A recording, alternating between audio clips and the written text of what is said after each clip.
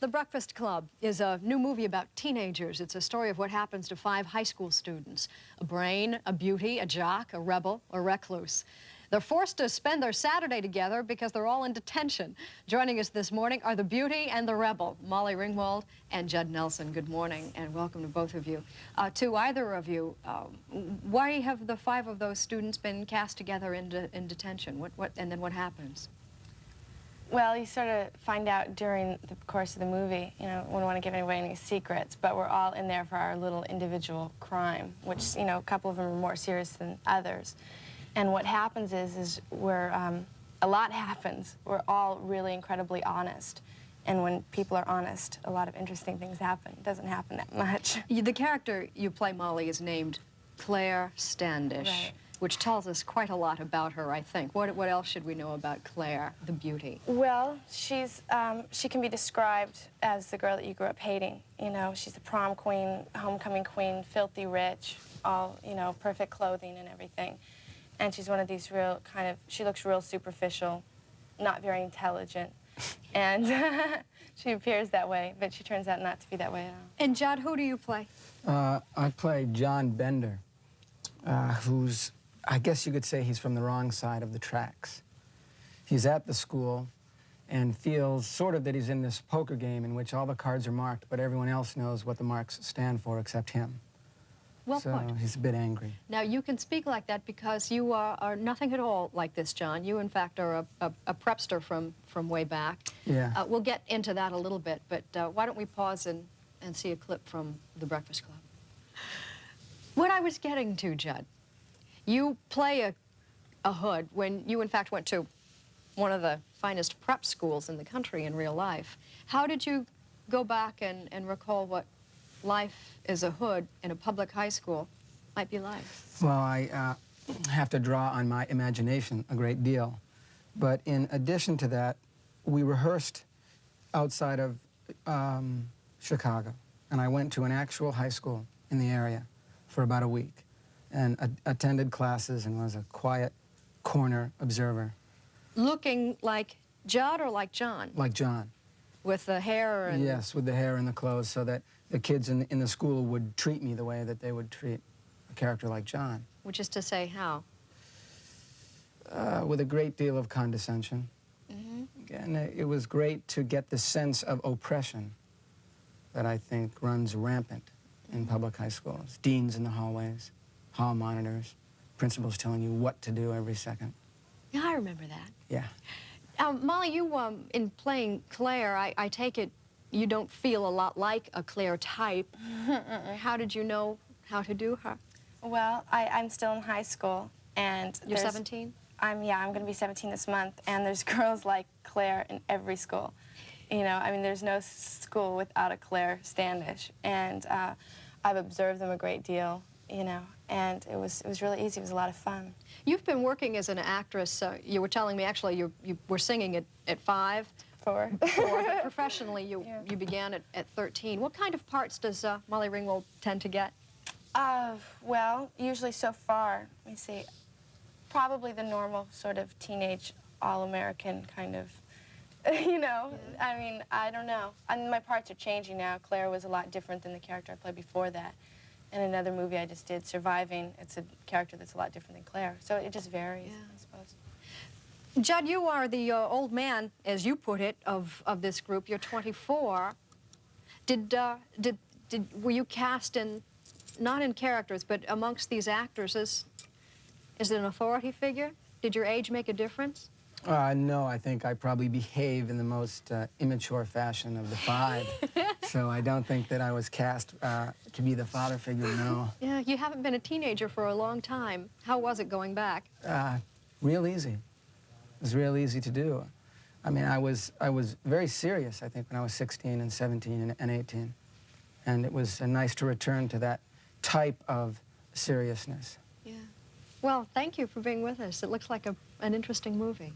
And tomorrow morning, we'll meet the other members of The Breakfast Club, Ali Sheedy, Emilio Estevez, and Anthony Michael Hall. What happens when 5 high school students, a jock, a brain, a recluse, a rebel, and a beauty, forced to spend their Saturday together in detention. Well, it's a new movie called The Breakfast Club. Yesterday we met the rebel and the beauty. This morning we'll talk to the recluse, if she has anything to say, the jock and the brain. Ali Sheedy, Emilio Estevez, and Anthony Michael Hall. And welcome. You could have played the beauty. Okay. But yes, Ali, you chose to play. No, they chose. Well, I mean, the recluse. okay, I say that that physically you could have played the beauty, but here you are cast as a recluse who seems to be a little disturbed. What more can you tell me about your character? Allison is.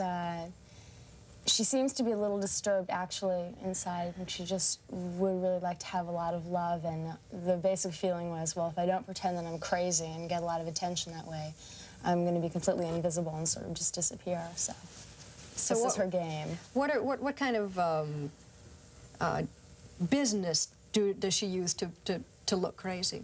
Well, she hides, you know, behind this hair, and she just puts on layers and layers of clothes. You can't really see what she's like, and she's got all this protection around her and all these things in a bag that she travels around with. You know, she's sort of like a mini bag lady. We'll see a little more of her in a moment. Emilio, who do you play? I play a character named Andy Clark, who's the high school wrestling champion. He's a state champion wrestler, and he is a guy that goes by the book. He's very strict. He's been raised very strictly by his coach, by his father, and he's really this mini volcano ready to explode. And it's at a time in his life where a lot of these problems have built up, a lot of these pressures that he's had, you know, one on top of the other, and they've compounded to the point where he's ready to confront them. You filled in a lot of his personal history. Is that all in the script, or did you have to manufacture some of that? I think I played sports in high school, so I knew kind of what that team feeling is like, and that pressure to win, and that pressure to be the best and the fastest. And so I was able to draw from that. Mm-hmm. Michael, you play the brain. Were you typecast? Well, the typecast, hardly. No, I was not typecast. I play Brian Johnson, who is, as you said, the brain. But he's kind of stereotyped as the brain, just as he's stereotyped as the jock. And he's real smart, real intelligent, and does anybody like him? Yeah. I mean, but he's real distant because he's scared, and he's very sensitive. He's very in tune to how he feels, and he's ready to share that, but no one was really there. Well, we've seen heard the introductions. Why don't we see a clip from The Breakfast Club? What happens in real life? Do you Monday morning stay friends when the shoot is over? Are the five of you who made the movie friends in real life?